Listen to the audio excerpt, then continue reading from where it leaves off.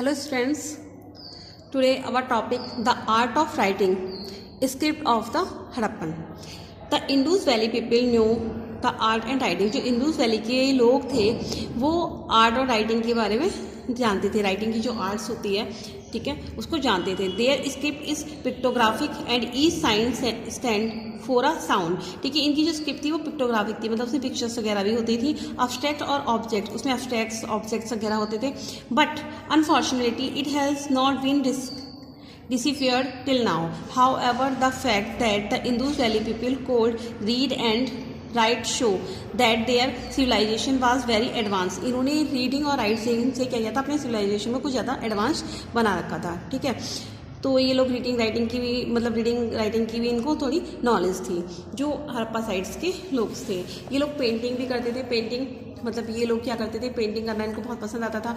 दे Indus valley people like painting, ये painting पसंद करते थे. So they draw different kind of design and figure earth on earthwares and utensils. ये अपने बर्तनों पर और अपने अर्थ पर, ठीक है, जैसे दीवार वगैरह पर क्या करते थे, बहुत सुंदर पिक्चर्स बनाते थे, बहुत अच्छे अच्छे डिज़ाइंस, डिफरेंट टाइप के डिज़ाइंस को बनाते थे.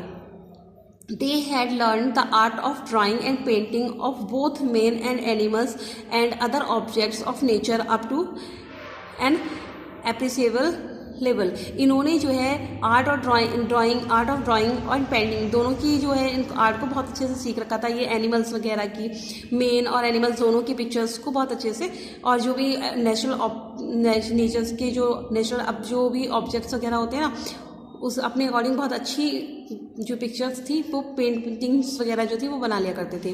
They also draw dots, verticals and horizontals lines and geometrical designs. ये जो करते थे डॉट्स को ड्रॉ कर लेते थे, वर्टिकल्स और हॉरिजॉन्टल्स लाइंस भी बना लिया करते थे, एंड जियोमेट्रिक डिज़ाइंस भी ये क्या करते थे, अपने पोर्ट्स वगैरह पर बना लेते थे. बहुत अच्छी पेंटिंग्स वगैरह बनाते थे.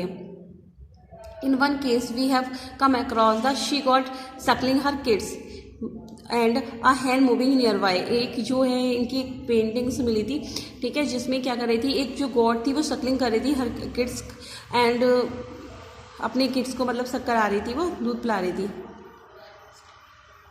And hand moving near bye, और उसकी चारों ओर क्या हो रहा था, एक जो हैंड थी वो मूव कर रही थी.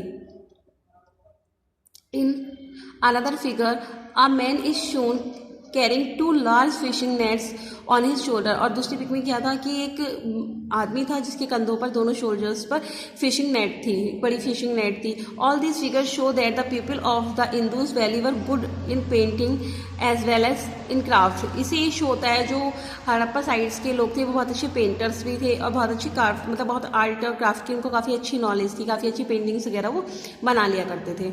नेक्स्ट है food and agriculture. The food of the Harappan includes wheat, वाले, rice, mills, pulses, fruits, vegetables, milk, ghee and meats as well as.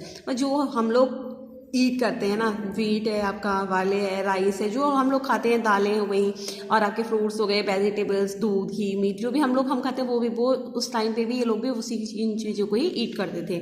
They ate meat of deer, ये डियर का, गॉड, शिप, क्रोकोडाइल, इन सब का मीट भी eat करते थे. And consume fish and egg too, ये फिश और अंडे भी कंज्यूम्स करते थे.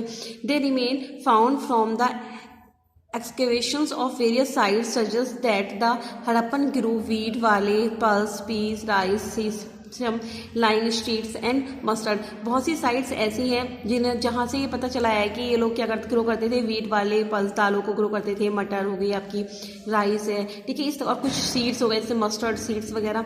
ये लोग क्या करते थे, खेती, इन चीज़ों की भी खेती करते थे, मतलब एग्रीकल्चर में इनको भी ग्रो करते थे.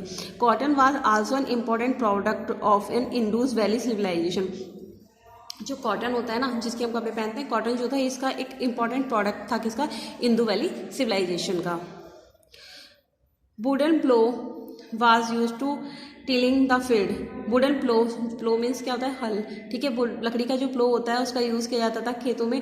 Harvesting of crops was done with the copper, sickle and stone blades. जो हार्वेस्टिंग की जाती थी क्रॉप्स की, उसके लिए copper, sickles and stone blades का यूज़ किया जाता था.